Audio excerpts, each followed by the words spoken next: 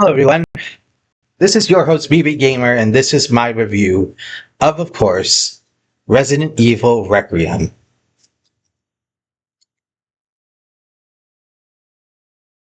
It's been a long time since the previous Resident Evil games that came out.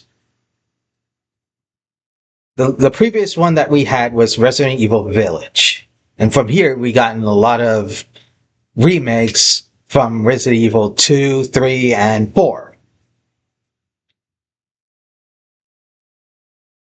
I've been a pretty big Resident Evil fan since the start of the PlayStation, way back from Resident Evil. It was a pretty challenging game, I must admit, and it really scared the hell out of me when I was a young kid. But now, here we are, 28 years later, and this is Resident Evil Requiem.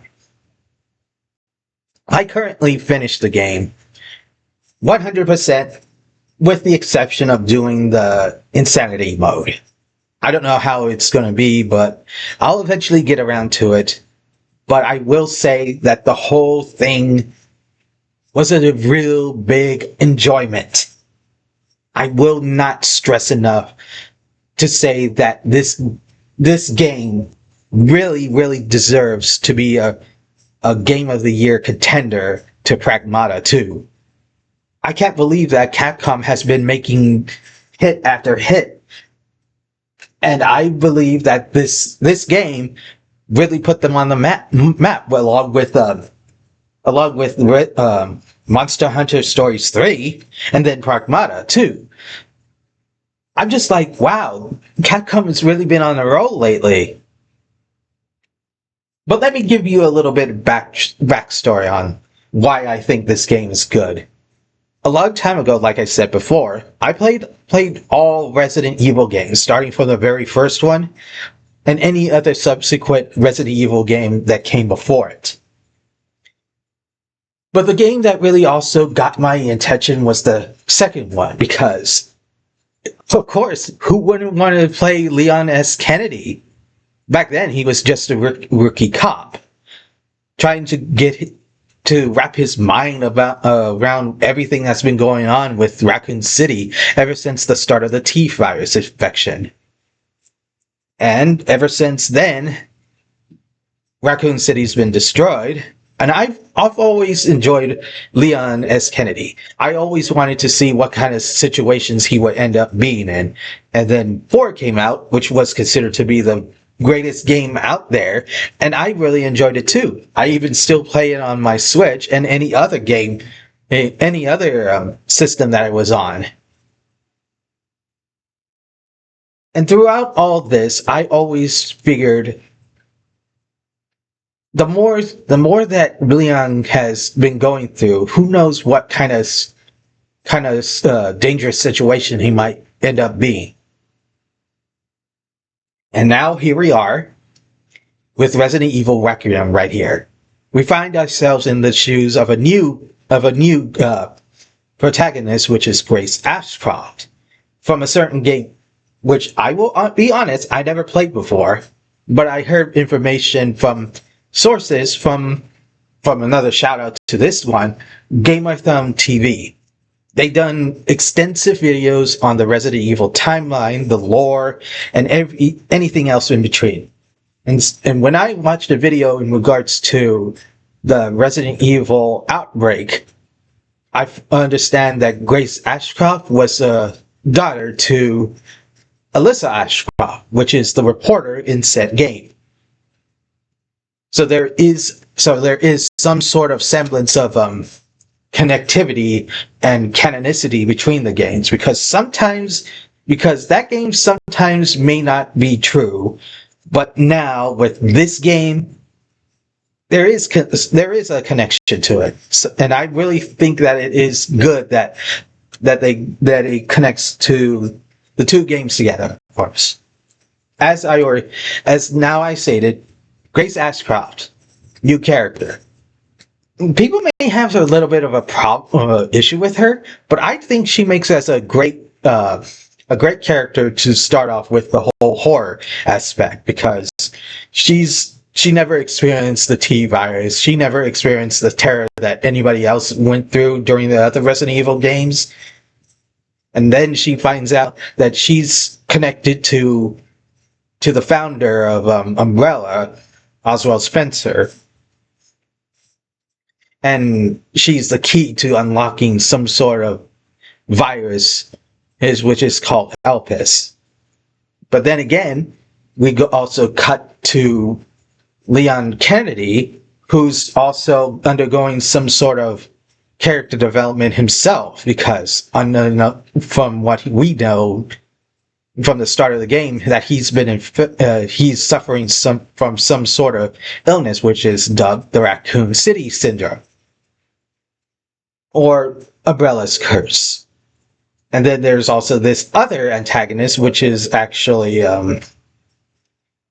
Gideon, a old T-virus researcher that was basically, he was kind of like researching T-virus stuff even in the orphanage way back then in the 1990s, before all this crazy stuff happened. I may not be a good summarizer, but I will say that this whole game really starts to ramp up once you start off with the whole Rhodes Hill Asylum, or basically that place where the, pardon my words, but where Gideon you know, I'm not the best type of person to say such things, but I will say this: the game is fantastic. I like the story. I even like the return to Raccoon City.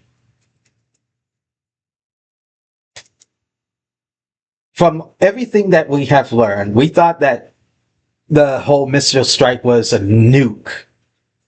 But in the end, we learned that now that it was a thermobaric bomb. It was just only meant to destroy things, not leave radiation or whatnot.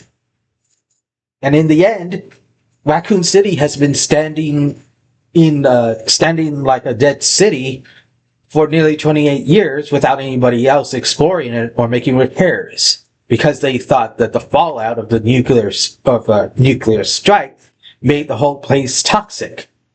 But that wasn't true when Leon steps in. I know I may be spoiling things, but I will say this: the ending point really hits home, because when Grace Ashcroft learns about her connection to Oswald and the secret to Elpis, the ending leaves a lot to be questioned. Like, where will the next Resident Evil game go from here? That's questions I would like to know, especially since Capcom really did a number on this game, and I think this deserves a lot of credit for what it's gone through. I've enjoyed this for a long time.